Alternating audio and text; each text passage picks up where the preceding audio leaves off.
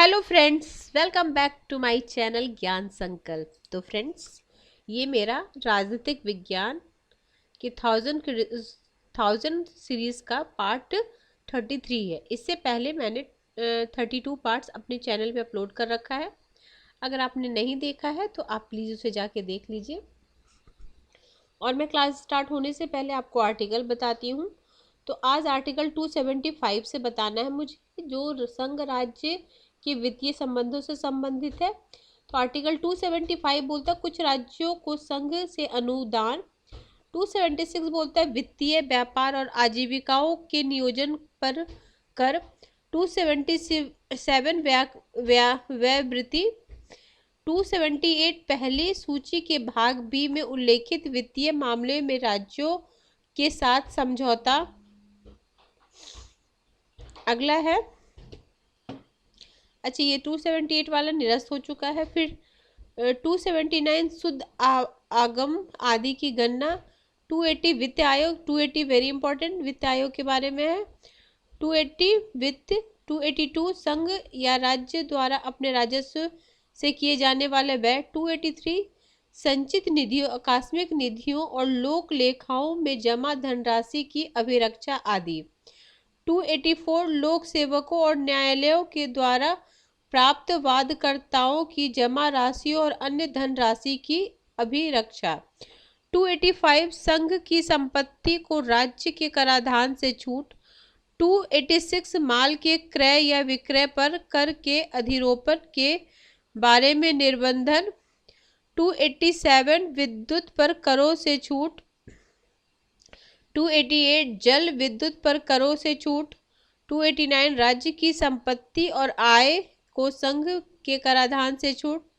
290 में कुछ व्ययों और पेंशनों के संबंध में समायोजन। 290 का कुछ देवस्वम निधियों को वार्षिक समुदाय। 291 शासकों की प्रीवी पर्स की राशि निरस्त अब कर दी गई है। 292 भारत सरकार द्वारा उधार लेना। और है 293 राज्यों द्वारा उधार लेना। ठीक है फ्रेंड्स, तो ये हमारा आज कंप्लीट हुआ संघ राज्य के वित्तीय संबंधी आर्टिकल। तो ठीक है फ्रेंड्स, अगर आपको किसी वजह से ये चैनल हेल्पफुल लग रहा है, अगर आपके प्रिपरेशन में थोड़ी भी हेल्प करी, तो प्लीज़ आप मेरे चैनल को सब्सक्राइब कीजिए, मेरे वीडियो को लाइक कीजिए, अपने फ्रेंड में शेयर कीजिए। तो आज का क्वेश्चन हम स्टार्ट करते हैं। हम 80 क्वेश्चन तक पिछले क्लास में कर चुकी थी और आज 81 क्वेश्चन है। ये आपका यूजीसी नेट 2019 के क्वेश्चन है। तो अब इनको काल क्रमानुसार सजाना है। तो आपको काल क्रमानुसार सब जानना पड़ेगा। कल कौन कब कब हुआ था। देखो, जलियांवाला बाग हत्याकांड कब हुआ था? 1919 में। ठीक है।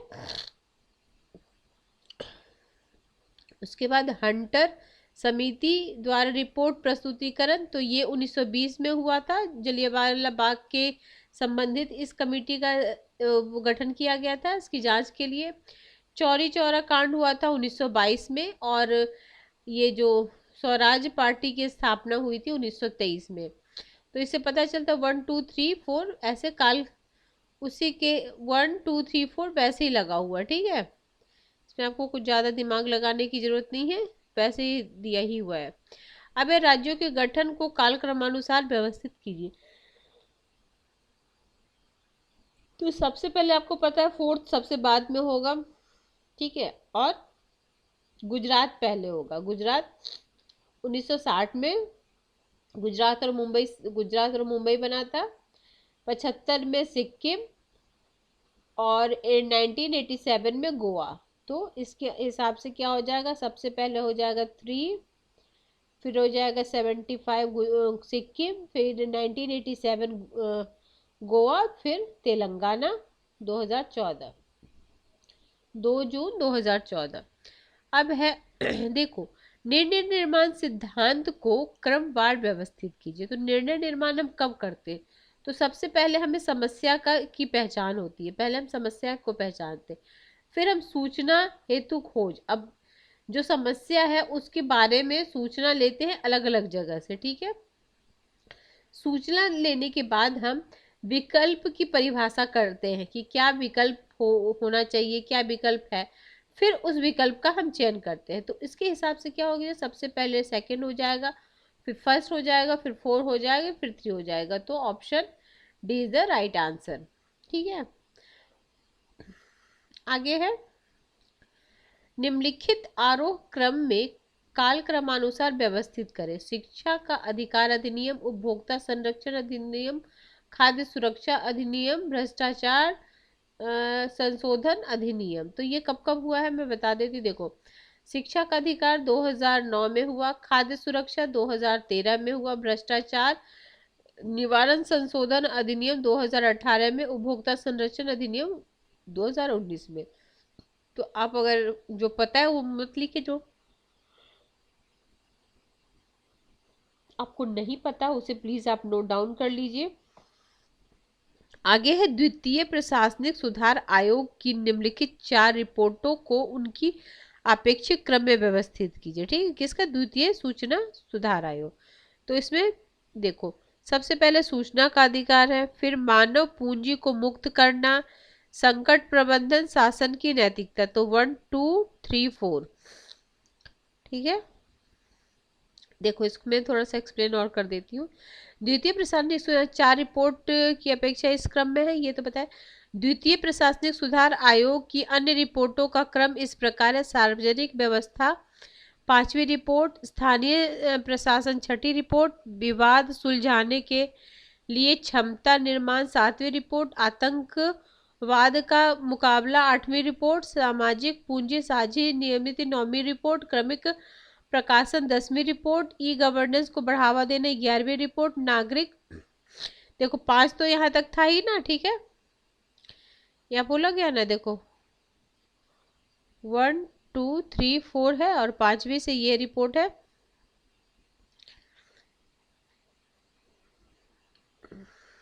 ठीक है, 12वीं भारत सरकार की संगठन संरचना, 13वीं रिपोर्ट वित्तीय प्रबंध के को मजबूत बनाना, 14वां है जिला प्रशासन, सॉरी ये 14वां है वित्तीय प्रबंध को मजबूत करना, और राज्य और जिला प्रशासन 15वां रिपोर्ट है। ठीक है, और 5 जनवरी 1966 को द्वितीय प्रशासनिक सुधार आयोग का गठन वीरप्पा मोइली की अध्यक्षता में 2005 में हुआ।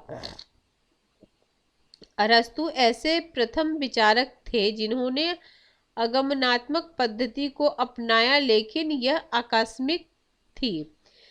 तर्क है, मैकियावेली के मामले में आगमनात्मक पद्धति का प्रयोग जानबूझकर किया गया था। तो option B is the right answer. Plato के अनुसार मनुष्य की आत्मा में 3 घटक होते, विवेक, साहस और क्षुधा। राज्य व्यक्ति का विराट रूप है। तो दोनों सही है, बट उनकी सही व्याख्या नहीं कर रहा है। अगला है, 2 कथन दिए गए हैं। देखो, संयुक्त राष्ट्र संघ की स्थापना 24 अक्टूबर 1945 को ही, इसका उद्देश्य विश्व शांति, बिल्कुल सही बात है। तो option A is the right answer. फिर है, भारत एवं पाकिस्तान में शिमला समझौता 1972 में हस्ताक्षर किए गए। इस समझौते में कहा गया कि दोनों देश अपने विवादों को अन्य देशों के मध्य सुलझाएंगे। तो बिल्कुल नहीं, ए तो सही है but R is not right. तो option C is the correct answer. Herbert Simon के प्रशासन के सिद्धांत के उद्देश्य क्या है? तो साइमन के अनुसार ये केवल लोकोक्तियां हैं। तो दोनों सही है और सही व्याख्या कर रहा है। तो ठीक है फ्रेंड्स, तो 90 क्वेश्चन नहीं, आगे भी हम कर लेते हैं, रुक जाओ। 92 क्वेश्चन है, निम्नलिखित में कौन सा उत्तर आधुनिकतावादी विचारक नहीं है? तो उत्तर आधुनिकतावादी विचारक, देखो रिचर्ड एस्ली है, माइकल फूको है, जेनी एडकिंस है, जे बर्टन नहीं है। तो option D is the right answer. देखो, जे बर्टन उत्तर आधुनिकतावादी विचारक ने, वे एक ऑस्ट्रेलियाई राजनीतिक है। उनकी प्रमुख पुस्तक द अल्टरनेटिव है। इन्होंने संघर्ष समाधान, कॉन्फ्लिक्ट रिसोल्यूशन को एक अलग अनुशासन के रूप में स्थापित किया। जिसके जरिए उन्हें वैश्विक दुनिया में विद्यमान निर्जातीय और धार्मिक समुदायों के मत विवादों को सुलझाने की कोशिश की गई। जॉन बर्टन की अन्य रचनाएं labour in transition 1957, international relations a general theory 1965, world society 1972, conflict resolution as a political system 1988। उत्तर आधुनिकतावादी विचारकों के अनुसार ज्ञान का कौन सा गुण मौजूद नहीं है? तो वस्तुनिष्ठता नहीं है। देखो, नॉर्मेटिव है, राजनीतिक है, संज्ञानात्मक, वस्तुनिष्ठता नहीं है। तो ऑप्शन बी। निम्नलिखित पद में से किसे उत्तराधुनिकतावादी द्वारा स्वीकार नहीं किया गया? तो ये आपका आधुनिकतावाद नहीं किया गया उत्तराधुनिकतावाद के द्वारा। बाकी उत्तर संरचनात्मकवाद किया गया, विसंरचना किया गया, आत्मपरवाद किया गया। तो option C is the right answer. अगला है, उत्तराधुनिकतावादी के अनुसार निम्नलिखित में से कौन सा कथन गलत है? उत्तर आधुनिकतावादी ने इस धारणा को चुनौती दी कि ज्ञान शाश्वत है, ज्ञान शाश्वत से संबंध है, ज्ञान विश्व में प्रगति के मार्ग को प्रशस्त करता है, कोई भी ज्ञान निष्पक्ष नहीं होता। तो option C is the right answer. तो फ्रेंड्स, ये हमारा हो गया। उसके बाद आपको पैराग्राफ है, पैराग्राफ आप पढ़ लेना। 1 मिनट मैं वीडियो रोक लेती हूँ, फिर मैं क्वेश्चन को दिखा दूंगी आपको। तो ये हमारा 2019 का क्वेश्चन कंप्लीट होता है। तो मैंने आपको मेरे सीरीज में आपको लगभग 7-8 साल के क्वेश्चन मिल जाएंगे। ये जो 1000 क्वेश्चन सीरीज है, वो आप अगर एक बार देख लोगे ना, तो आपकी बहुत अच्छी प्रिपरेशन हो जाएगी।